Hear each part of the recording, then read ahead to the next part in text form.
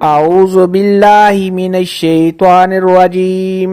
बिस्मिल्लाहिर रहमानिर रहीम।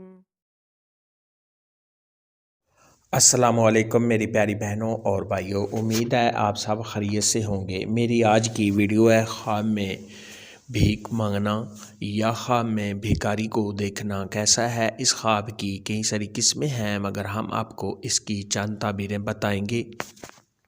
Video शुरू करने से पहले मेरी आपसे छोटी सी रिक्वेस्ट है कि मेरे चैनल सच्ची ताबीर को सब्सक्राइब कर लें, ताकि आने वाली हर नई वीडियो आप तक आसानी से पहुंच सके और आप अपने ख्वाब की ताबीर जान सके।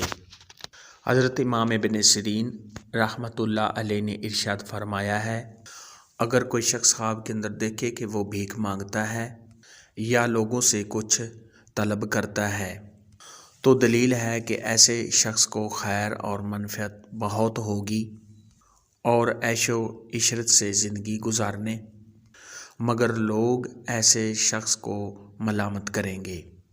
अगर कोई शख्स ख्वाब के अंदर देखे कि वो भीख मांगता है लोगों के दरवाज़ों से, मगर ऐसे शख्स को आगे से कुछ नहीं मिलता, तो ऐसे शख्स के काम में रुकावट आने, तंग दस्त होने और सब ख्वाब के परेशान होने की दलील है।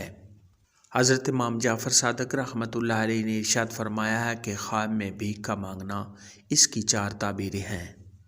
नंबर 1 खैरात, नंबर 2 मनफ़अत, नंबर 3 माइशत, नंबर 4 इज़्ज़त और मर्तबा।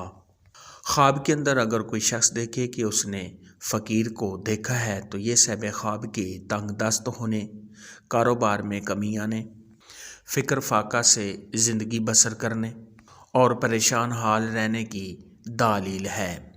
ख्वाब के अंदर अगर कोई शख्स देखे कि उसने अपने आप को फ़कीर की हालत में देखा है, तो ये लोगों की नज़रों में हकीर होने, लोगों की नज़रों में इज़्ज़त व मर्तबा के कम होने, फ़िक्र और परेशानी में रहने की अलामत है।